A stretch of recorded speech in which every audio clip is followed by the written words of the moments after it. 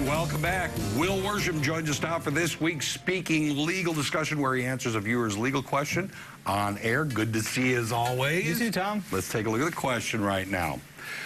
Oh, this happens a bunch. The father of my child has not paid child support in 2 months, but he wants to see the child. Do I have a right to tell him no?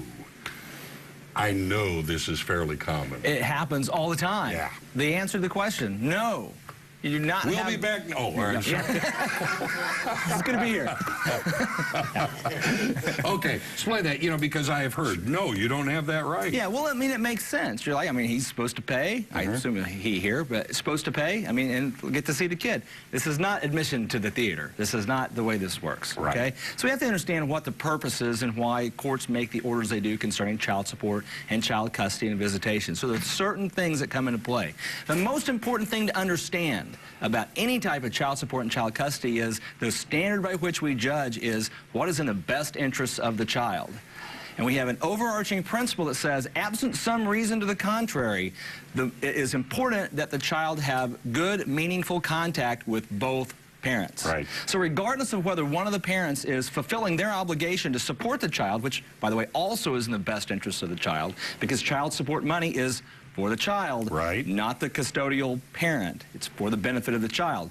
But just because that parent isn't fulfilling their obligation does not give the other parent the right to then deprive the child of contact, meaningful contact with that other parent. So you have to always look at it from what's in the best interest of the child, because that's the standard the judge is going to look at. And I know the judge is also, I mean, he's made this ruling, he or she has made the ruling, you have to do this, you have to do this. Just because one side says, I'm not going to do it, it's always best to uphold your end of the contract. That's correct. Absolutely. There's no quid pro quo here in this. Both parents are obligated to do things for the benefit of the child, and both parents need to live up to that obligation.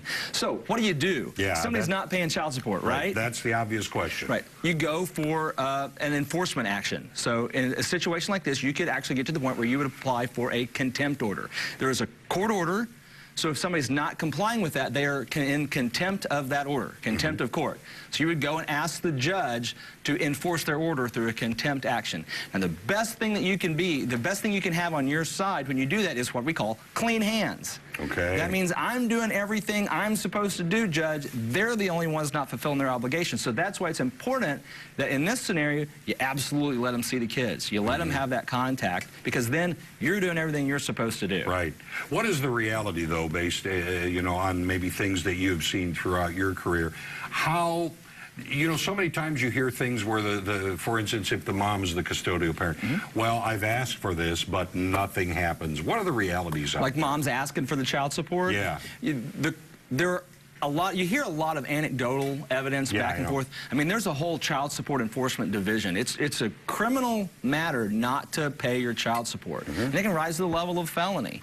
And you see both things. You see guys that are a little bit behind, really not that bad behind, just getting hammered. I mean, they're all over them. And then you hear the exact opposite from moms that are owed $20,000, $30,000, $40,000, and dad's just out hanging around and nobody's enforcing it. So it's really hard to get a bead.